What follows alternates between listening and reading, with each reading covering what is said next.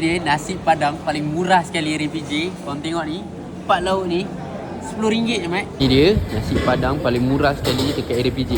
So jom, aku nak bawa korang. Urat keting RM2 men. Bapak murah.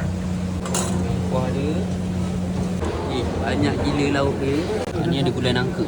Gulai nangka sikit.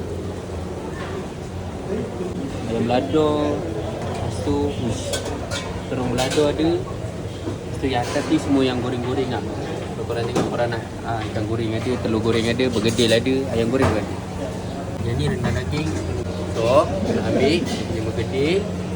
Bergedil ni satu telur belado. Lepas tu ambil sekali dengan sambal lado. So, ayam belado ni 4 lauk. So, kita tengok berapa ringgit kita kena. Ingat ni je. Jadi 10 kan? Ini RM10. Okey. So yang ni RM10 je. Bapak murah.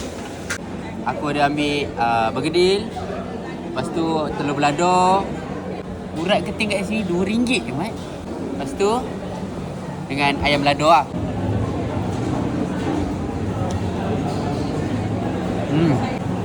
Urat keting ni jenis yang rebus lama je. Kau tengok kan? Lembut gila. Ambil ayam sikit.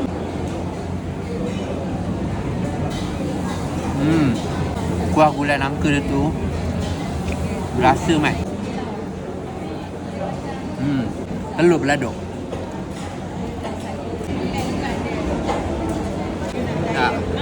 Ni paling best.